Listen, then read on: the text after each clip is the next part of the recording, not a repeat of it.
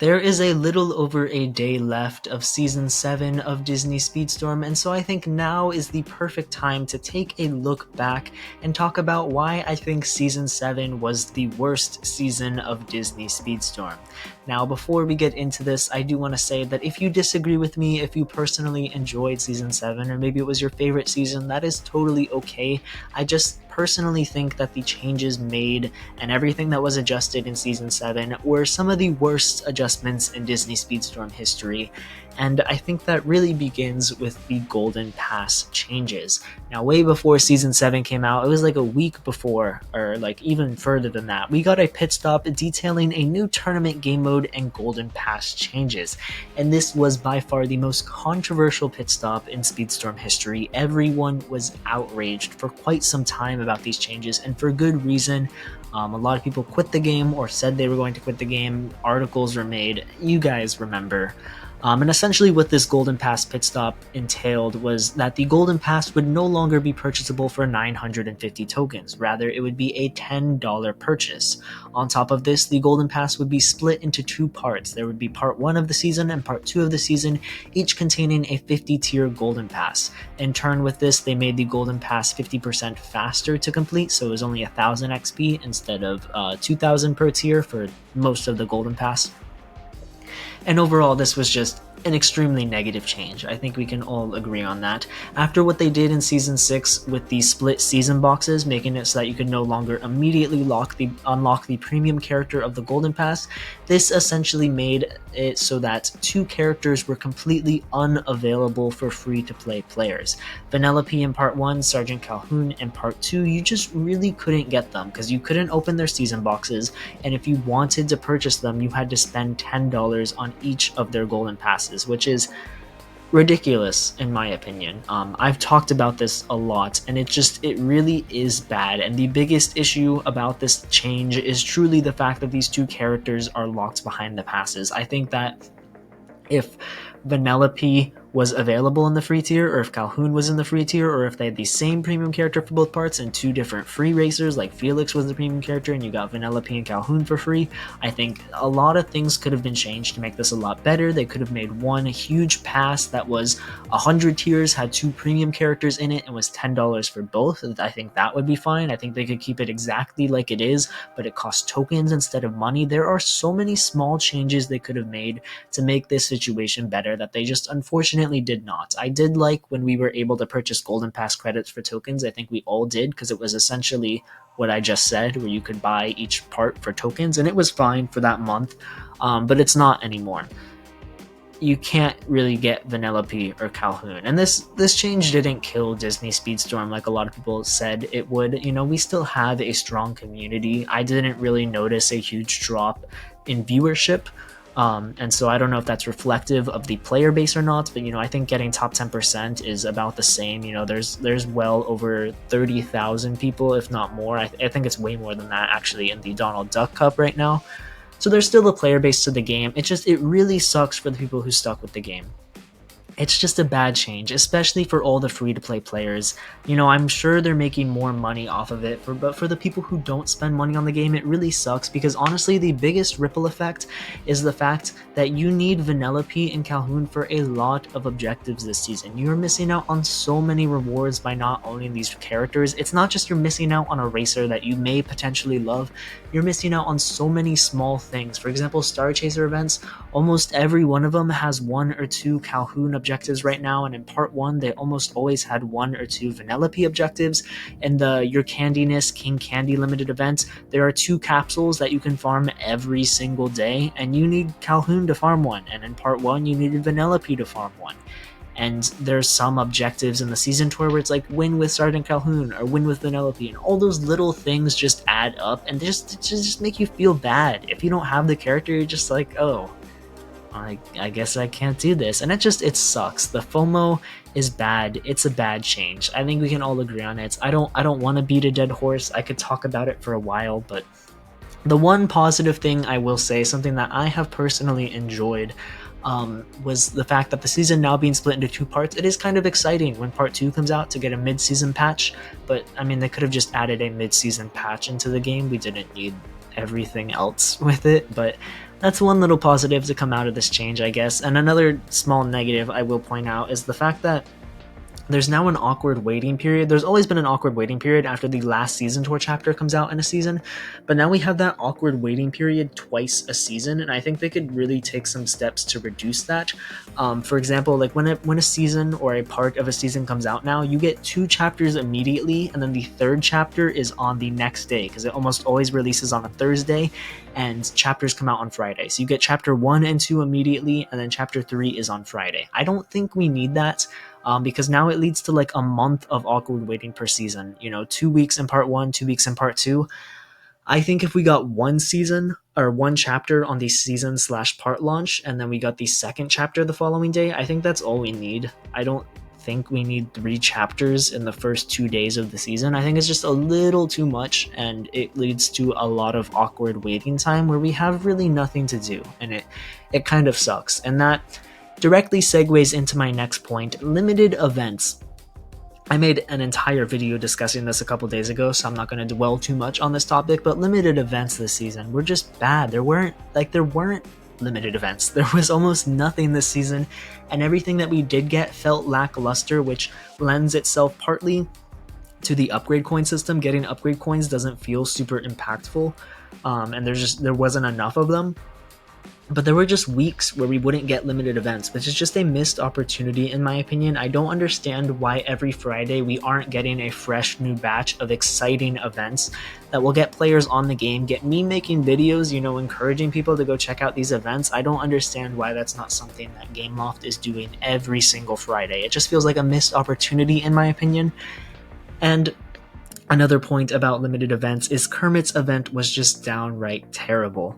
I have not heard anything positive said about Kermit's events. At least when Eve came out, it was controversial. There were people who could unlock Eve and people who couldn't unlock Eve, and people who could had a lot of positive things to say, obviously, and people who couldn't had a lot of negative things to say. But with Kermit, it was all negative, and I have to agree. I think this new style of mid-season events is just so bad because you can either get the racer or you can't, and there's no skill expression, there's no chance for new players except to spend money. And the fact is, spending money to unlock Kermit was not easy. If you haven't, go watch my Kermit unboxing video, the box opening. I spent over 10,000 Kermits on tokens bought. I spent over 10,000 Kermit. I spent 10,000 tokens on Kermit's box. Sorry. And I got 5 Kermit shards, which is crazy. A 5% drop chance. It's Kermit's box. There were 6 items in it, and you gave him a 5% chance out of 6 items? Why? I don't understand why. Like, there's no way that box sold well.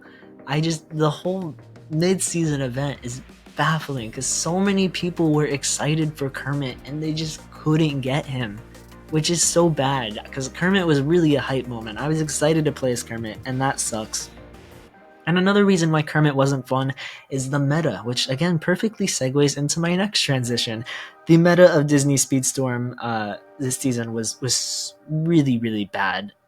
And again, this is a thing I can make a whole different topic on, but essentially there were a lot of balance changes at the start of Season 7, and there were changes to crew members. Essentially how crew members used to work is they would give a set amount of stat bonus to a character. So for example, last season, Chip and Dale gave 600 points at level 5 to whatever racer you put it on, and now Chip and Dale gives 5% of the racer's top speed at level 5. And this change is it's really bad for a lot of different reasons. One, crew members aren't really impactful at lower levels, which I guess could be argued as a good thing. And 2, crew members make the fast faster and the slow slower. As I'm sure all of you know, as I've mentioned in so many of my videos talking about competitive Disney Speedstorm stuff, top speed is really important this season. It's more important than anything else by far. It's been that way for quite some time now. Top speed triumphs all, and now characters that have higher top speed are getting bigger bonuses from these crew members, whereas characters with lower top speed are getting less bonuses from these crew members. And for those who don't know, I don't think I've discussed this very much. But the cutoff for lightweights and middleweights is Ariel and Steamboat Mickey. If you take a list, you organize all the racers by their base top speed stat. I think around like 30 or whatever, somewhere in the 30s, there's Ariel, who's in a spot, and then Steamboat Mickey is right below Ariel. However, there is a 900 top speed point gap between these two characters at level 45 regulated stats, and that essentially means anyone who is Steamboat Mickey or lower in terms of top speed cannot be competitively viable in any single scenario, because that gap, while 900 points, might be manageable in some scenarios, because of the crew member changes, that 900 top speed gap only grows. And then, imagine you're playing someone like Donald, who has the lowest top speed in the game, against like Hans. It's not even a competition at that point, because their top speed is thousands and thousands of points apart, plus the crew members are only making that gap even wider than it already was, which is ridiculous in my opinion. And they need to completely rebalance the game, because right now half of the roster cannot be used in a competitive setting. You cannot push Donald Duck to Ultimate Champion or anywhere close, or Steamboat Mickey and below. You cannot push any of those to Ultimate Champion in a true competitive scenario, because everyone's going to be playing Ariel and Hans and stuff like that. And Ranked has just been a whole mess this season, especially with everyone having level 50 characters, which once again perfectly segues into my next point: upgrade coins. Upgrade coins were another big rework thing that was added in Season 7, where the whole upgrade system was replaced with upgrade coins. And I do think on paper, upgrade coins are better than the upgrade parts system. I really, really do. Because now we no longer have all the complexities. There's not like 20 plus upgrade parts in the game. You gotta navigate all that confusing stuff. Nope, now it's just one currency. You have upgrade coins and you have shards, and that's it. It's really simple, easy to understand, which I think is great for new players. But what's not great is how little upgrade coins we are getting. It is so hard to upgrade characters. I think we're all basically out of upgrade coins, and we still have shards to spend. And that's where my biggest problem is, because we're getting to upgrade more racers than we are before, which is good. I think the upgrade coin system is better than what we had previously. I think it's an improvement, a good addition to the game. But it feels worse, because now we have a bottleneck, like a universal bottleneck. Everybody has more shards than they do upgrade coins. And when you have a system with only two currencies, you need to make sure they're somewhat close to equal. And right now, they just really aren't. You are going to have all your shards way before than you have enough upgrade coins. And that's how it's always going to work, because there are so many characters to upgrade, and they're giving you a lot of shards for them. Ranked gives you a lot of shards. It doesn't give you a lot of upgrade coins. It just doesn't, and it really sucks. And hopefully, fingers crossed, they buff upgrade coins at some point, because it's bad right now, the drought that we're in. I'm desperately working to save my upgrade coins, and I spend a lot of money on this game. There's not even good shop offers for upgrade coins. Like, I want to buy upgrade coins, but nothing is good value in the shop in terms of upgrade coins right now, which really sucks. And so I think that whole situation definitely needs a big rework.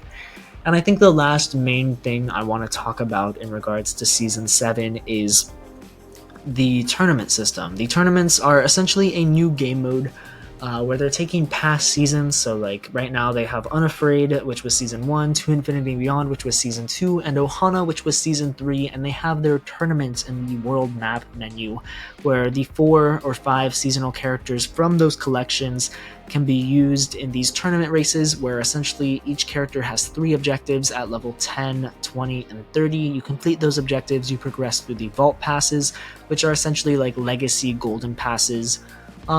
And it's a fine feature. Again, I'm not going to complain about tournaments too much, because it is just more additional content and rewards on top of what we already had in the game. However, I think tournaments could have been vastly improved in mainly 2 different areas, or 3 different areas. One is new player accessibility. This is, debatable, but if a new player doesn't have Mike, Sully, Celia, or Randall, they can't play the Monsters Inc. tournament, which sucks.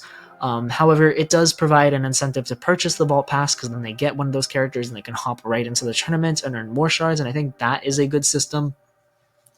And it also does provide a reward for once they eventually do unlock and start to level up these characters. I think that is really nice.